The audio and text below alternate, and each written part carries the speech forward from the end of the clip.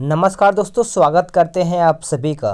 दोस्तों, आज आप सभी लोग का आरआरबी एनटीपीसी का यानी 28 दिसंबर को जो आप सभी लोग का सेकंड शिफ्ट का एग्ज़ाम हुआ था, आज उसी के बारे में बात करेंगे। सभी लोगों को आज एनटीपीसी जो 28 दिसंबर सेकंड शिफ्ट का जो जीके का क्वेश्चन है वो आपको पूरा सटीक तरीके से बताया जाएगा जो एग्ज़ाम में पूछा गया है।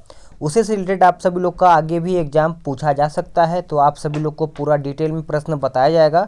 आप उसको एक एक बेहतर तरीके से देखिएगा और उससे आगे अपना प्रैक्टिस और बेहतर कीजिएगा। तो चलिए, आप सभी लोग को जो एग्ज़ाम में पूछा गया है वो सारा प्रश्न आपको दिखा दिया जाता है एक बार। तो जो एग्ज़ाम में प्रश्न पूछा गया है उसको हम एक बार देख लेते हैं। यानी आज का जो प्रश्न पूछा गया है 28 दिसंबर जो सेकंड शिफ्ट में पूछा गया है कि जलियांवाला बाग हत्याकांड कब हुआ था। तो देखिए, जलियांवाला बाग हत्याकांड आप सभी को पता ही होगा, 13 अप्रैल 1919 को जलियांवाला बाग हत्याकांड नरसंहार जो हुआ था, आप सभी लोग याद रखिएगा। तो आप सभी लोग का यहाँ पे 13 अप्रैल हो जाएगा।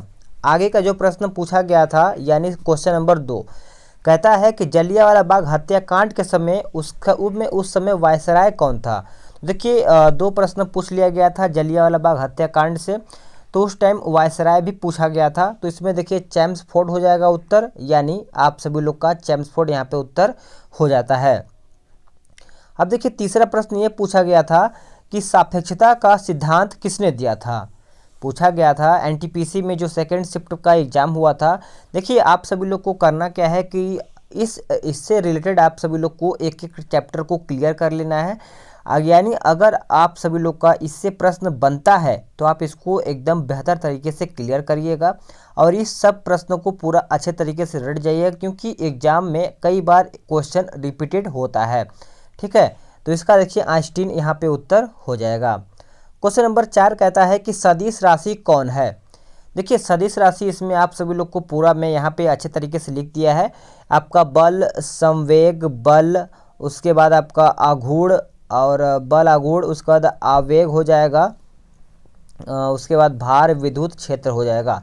तो इस तरीके से आपको यहाँ पे सारा लिख दिया गया है। अगला प्रश्न देख लेते हैं, क्वेश्चन नंबर 5। यहाँ पे देखिए 5 में क्या पूछा गया था कि फुल फॉर्म यहाँ पे यानी देखा जाए तो यूएनएससी। यूएनएससी का मतलब यही होता है कि यूनाइटेड नेशन सिक्योरिटी काउंसिल, यानी संयुक्त राष्ट्र सुरक्षा परिषद का मुख्यालय कहाँ पर है। तो इसका मुख्यालय सभी को पता होना चाहिए, करंट अफेयर का प्रश्न था, यानी न्यूयॉर्क आपका यहाँ पे उत्तर हो जाएगा। आप सभी लोग इसको याद रखिएगा। चलिए अगला प्रश्न देख लेते हैं, क्वेश्चन नंबर 6। यानी ये जो प्रश्न आपका पूछा गया था कि पलासी का युद्ध कब और किसके बीच में हुआ था। यानी डायरेक्ट देखिए प्रश्न ये पूछा गया था कि जो पलासी का युद्ध हुआ था रॉबर्ट क्लाइव किसके साथ में हुआ था। तो देखिए इसका रॉबर्ट क्लाइव और नवाब सिराजुद्दौला जो बंगाल के यहाँ पे देखा जाए तो नवाब थे। तो ये कब हुआ था, तो आप इसको याद रखिएगा 1757 में। कब? 1757 में। आप इसको पूरा बेहतर तरीके से याद रखिएगा। और देखिए आप सभी लोग से मैं बोलूँगा जितना आपका युद्ध वगैरह है उसको एक बार ज़रूर रिपीटेड कर लीजिएगा, यानी वहाँ से अगर क्वेश्चन आपसे पूछता है तो आप इसको 100% सही कीजिएगा। क्वेश्चन नंबर 7 कहता है कि बार्क, अब देखिए इसका मुख्यालय पूछ लिया गया है, तो सबसे पहले आप इसका फुल फॉर्म याद रखिएगा कि भाभा एटॉमिक रिसर्च सेंटर। अब इसका मुख्यालय आपका मुंबई में पड़ता है, यानी मुंबई आपका यहाँ पे उत्तर हो जाता है। अगला प्रश्न है क्वेश्चन नंबर 8, यानी 8 नंबर प्रश्न ये पूछा गया था कि भारत का पहला संचार उपग्रह कौन सा था। तो भारत का पहला संचार उपग्रह एप्पल था, जो आप सभी लोग का यहाँ पे उत्तर हो जाएगा। क्वेश्चन नंबर 9 यानी 9 नंबर का प्रश्न पूछा गया, डायरेक्टली ये प्रश्न पूछा गया था कि येन किस देश की मुद्रा है।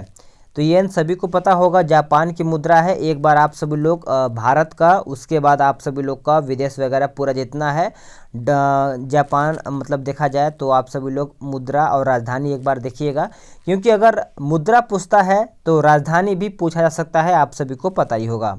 चलिए आगे देखते हैं।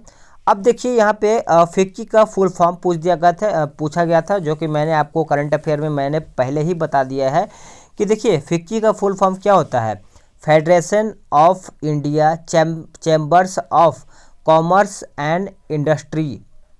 ये कब हुआ था, तो 1927 में। और इसका हेड क्वार्टर यानी मुख्यालय कहाँ पे है, तो मैंने एक्स्ट्रा पॉइंट जोड़ दिया है। आपका हेड क्वार्टर देखा जाए तो नई दिल्ली में है, यानी हेड क्वार्टर भी आपका फिक्की का पूछा जा सकता है, तो आप इसको भी याद रखिएगा। चलिए आगे देख लेते हैं। 11 नंबर कहता है कि फादर ऑफ टैक्सोनॉमी किसे कहा जाता है। तो फादर ऑफ टैक्सोनॉमी देखा जाए तो कार्ल लिनियस को कहा जाता है, आप सभी लोग याद रखिएगा। यहाँ से प्रश्न आपका दोबारा रिपीट किया जा सकता है। अगला प्रश्न 12 नंबर देखिए, भारतीय संविधान यानी जो भारतीय सभा बनाने का विचार सबसे पहले किसने दिया था। देखा जाए तो आप सभी लोग का एनटीपीसी में साइंस का वेटेज थोड़ा कम है, आगे और भी शिफ्ट में साइंस बढ़ाया जा सकता है, लेकिन अभी फ़िलहाल में देखा जाए तो स्टैटिक जीके बहुत ज़्यादा पूछ रहा है, जो देखा जाए तो सिंपल प्रश्न है, जो आप सभी लोग इसको अच्छे खासा स्कोर इसमें कर पाएंगे। तो जितना आपका यहाँ पे लेट एग्ज़ाम होगा उतना आपका यहाँ पे जो क्वेश्चन होता है ना कि आप क्वेश्चन जब ख़त्म हो जाएगा तो क्वेश्चन डीपली जाने लगता है, तो इस तरीके से हाई लेवल तरीके से हो जाता है। तो चलिए देखते हैं कि भारतीय सभा बनाने की विचार सबसे पहले किसने दिया था। तो ये मोतीलाल नेहरू ने दिया था, स्वराज पार्टी, आप सभी लोग याद रखिएगा, आंसर आपका मोतीलाल नेहरू हो जाएगा। 13 नंबर कहता है कि 2020 का अर्थशास्त्र में नोबेल किसे दिया गया था। नोबेल किसे दिया गया था, तो देखिए नोबेल किसे दिया गया था, तो आप सभी लोग सबसे पहले 2020 का नोबेल उठाइए और जितना लिस्ट में नोबेल पुरस्कार अर्थशास्त्र में, उसके बाद रसायन में जितना दिया गया है सभी को एक बार याद कर लीजिए, क्योंकि अर्थशास्त्र में पूछता है तो आगे भी पूछा जा सकता है। तो देखिए पॉल और मिलग्रो, उसके बाद आपको रॉबर्ट बी विल्सन को दिया गया था। आगे देख लेते हैं। 2020 का फिल्म फेयर अवार्ड किस मूवी को दिया गया था, तो ये गली बॉय को दिया गया था, आंसर आपका गली बॉय हो जाएगा। आगे का क्वेश्चन देखते हैं कि टिहरी बांध किस राज्य में है। टिहरी बांध, तो देखिए टिहरी बांध याद रखिएगा आपका उत्तराखंड हो जाएगा। बांध वगैरह झील वील सब एकदम अच्छे से देखिए, अगर आपका टॉपिक जब क्लियर होता है कि अगर बांध पूछता है तो बांध का टॉपिक क्लियर कीजिए, झील नहीं पूछता है तो झील कोई पढ़िए, क्योंकि झील आगे पूछा जा सकता है, ठीक है। आगे का क्वेश्चन नंबर 16 कहता है कि 5 बार कॉमनवेल्थ गेम का आयोजक किस देश ने किया है। तो ये ऑस्ट्रेलिया ने किया है, जो कि आपका यहाँ पे उत्तर ऑस्ट्रेलिया हो जाएगा। 5 बार कॉमनवेल्थ का आयोजक किया है, जो कि आपका यहाँ पे करंट अफेयर का क्वेश्चन बन जाता है। 17 नंबर क्वेश्चन पूछा गया था कि संगीत उद्योग में उपलब्धियों को पहचानने के लिए कौन सा अवार्ड दिया जाता है। तो ये दिया जाता है ग्रैमी अवार्ड, जो कि आपका यहाँ पे उत्तर ग्रैमी हो जाएगा। देखिए यही आपका प्रश्न पूछा गया था, आप सभी लोग याद रखिएगा। अगला प्रश्न है 18 नंबर, कहता है NIU का फुल फॉर्म क्या है। 18 नंबर डायरेक्ट यही फुल फॉर्म पूछ लिया गया था, इसमें आपका फुल फॉर्म बहुत ज़्यादा पूछा जा रहा है। देखिए नेटवर्क इंटरफेस यूनिट हो जाएगा, आप इसको याद रखिएगा, नेटवर्क इंटरफेस यूनिट, ठीक है, NIU का। आगे देखते हैं। 19 नंबर प्रश्न पूछा गया था कि मौलिक कर्तव्य को संविधान के किस संशोधन में जोड़ा गया था। तो मौलिक कर्तव्य को संविधान के किस संशोधन में जोड़ा गया था, तो 42वें संविधान संशोधन में, जो 1976 में गया था।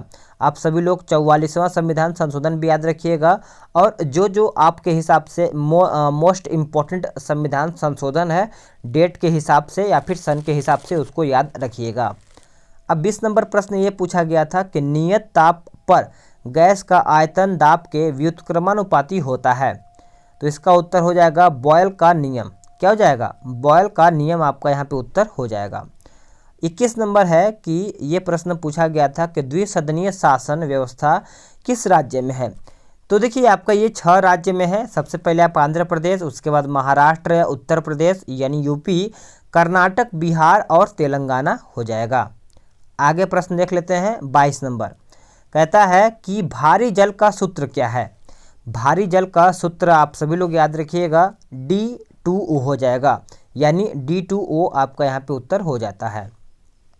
अगला प्रश्न 23 नंबर का प्रश्न पूछा गया था कि मोपला विद्रोह कब हुआ था। मोपला विद्रोह देखिए आपका 1921 में हुआ था और केरल में हुआ था।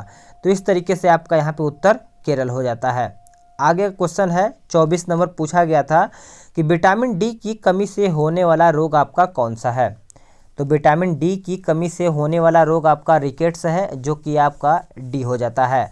आपका विटामिन सी भी पूछा जा सकता है, विटामिन बी भी पूछा जा सकता है, विटामिन के भी पूछा जा सकता है। तो इस तरीके से आप विटामिन का रासायनिक नाम और क्या बोलते हैं बीमारी वगैरह सभी याद रखिएगा, इससे भी आगे प्रश्न आपका पूछा जा सकता है। 49वीं समांतर रेखा किन देशों के बीच में स्थित है। तो ये आपका अमेरिका और कनाडा के बीच में स्थित है, आप सभी लोग इसको याद रखिएगा। अगला प्रश्न है 16 नंबर, रक्त परिसंचरण तंत्र कौन नहीं है। तो आप इसको याद रखिएगा, आपका हृदय, रक्तवाहिनियाँ, ठीक है। तो देखिए आपका जितना क्वेश्चन आपका सेकंड शिफ्ट में मिल पाया है मैंने उसको कंप्लीट कर दिया है। अगर आपको इसका पीडीएफ चाहिए तो आप कमेंट कीजिएगा, मैं पीडीएफ भी आपको प्रोवाइड कराने का पूरा कोशिश करूंगा। इसी तरीके से मैं आपको डेली बेस पे एनटीपीसी का जो शिफ्ट का आपका आएगा उसी के हिसाब से आप सभी लोगों का यहाँ पे एनालिसिस के साथ आपका जीएस का आपका पेपर आपको प्रोवाइड कर दिया जाएगा, ताकि आप सभी लोग का जो आने वाले का समय का एग्ज़ाम है आपका बेहतर हो पाए और आप जीएस में अच्छा स्कोर कर पाएँ। अगर आपको वीडियो पसंद आया है तो वीडियो को लाइक करिएगा, शेयर करिएगा। जो लोग चैनल से नहीं जुड़े हैं वो चैनल से जुड़ जाएंगे, ताकि आपको कम समय में पूरा पेपर बेहतर तरीके से मिल पाएगा। तो चलिए नेक्स्ट वीडियो में जल्द ही मिलते हैं।